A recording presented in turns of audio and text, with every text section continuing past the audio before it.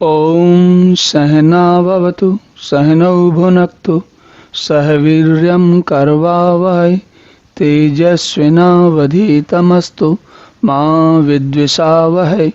ॐ शांति शांति शांति। हरि ओम। भगवान आगे कहते हैं, प्रयाण काले मनसा चलेन भक्त्या युक्तो योग बलेन चैव भ्रुवोर्मध्ये प्राण मावेश्य सम्यक सतम परम पुरुषम उपैति दिव्यम। चलिए जरा इसको भी समझते हैं कि भगवान क्या करें।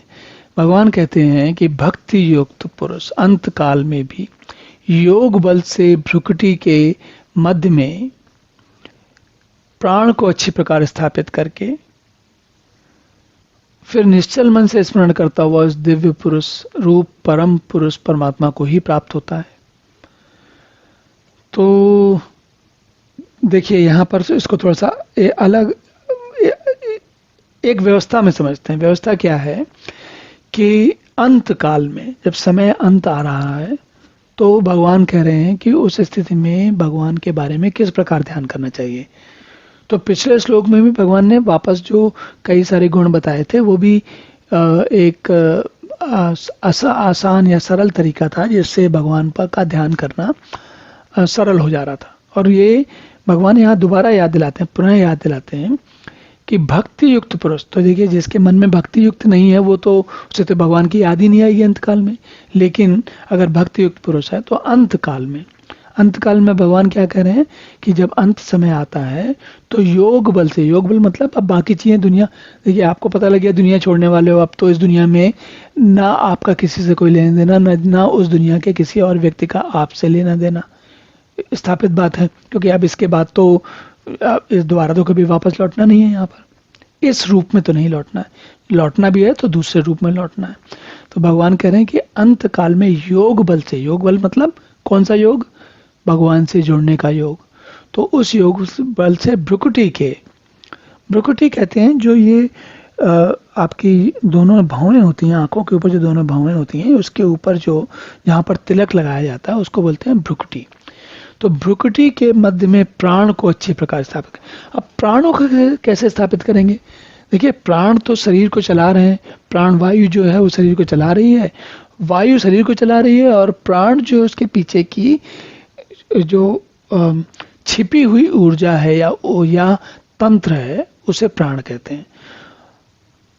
आप जब श्वास को रोकते हैं या श्वास पर नियंत्रण करते हैं तो क्या होता है, उसके पीछे भाव ये होता है कि श्वास पर नियंत्रण करने का मतलब है श्वास के माध्यम से आप प्राण तक पहुंच रहे हैं और प्राण के माध्यम से आप परमात्मा तक पहुंच रहे हैं।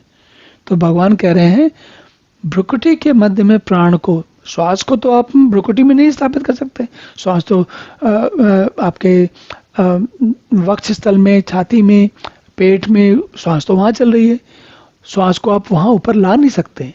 लेकिन श्वास का नियंत्रण करते हुए, श्वास पर ध्यान देते हुए आप प्राण पर ध्यान लगा सकते हैं और प्राणों का ध्यान भ्रुकुटी पर।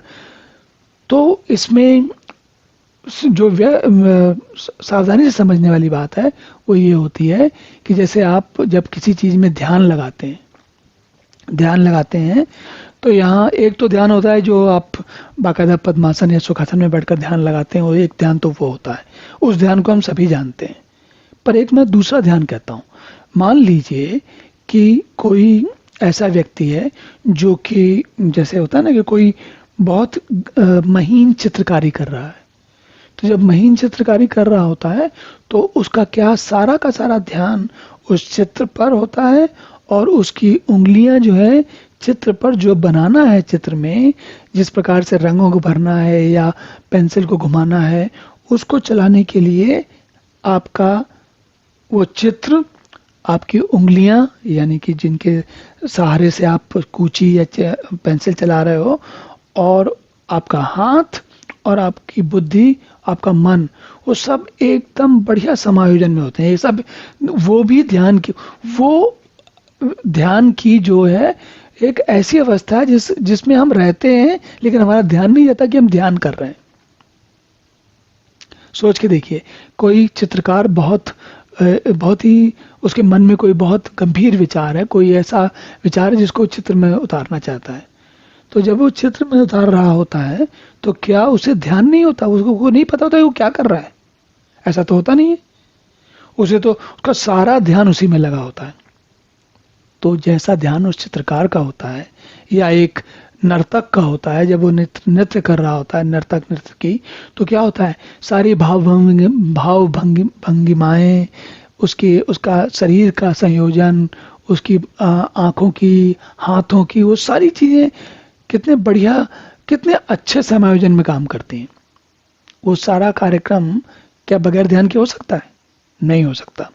तो उसी प्रकार जैसा ध्यान वो नर्तक या चित्रकार या वो खिलाड़ी या कोई मशीन पे कोई काम करने वाला व्यक्ति कर रहा होता है, उसी प्रकार का ध्यान दुनिया छोड़ते हुए प्रयाण काल में जो व्यक्ति अंतिम स्थिति में होता है, तो उसे अपना वही उसी प्रकार का ध्यान भ्रुकुटी के मध्य में प्राण को या विचार को या ध्यान में लगाना चाहिए, और उससे परम पुरुष परमात्मा की प्राप्ति होती है। चलिए अब अगला श्लोक देखते हैं। ओम पूर्णमदः पूर्णमिदं पूर्णात् पूर्णमुदच्यते पूर्णस्य पूर्णमादाय पूर्णमेवावशिष्यते। ओम शांति शांति शांति।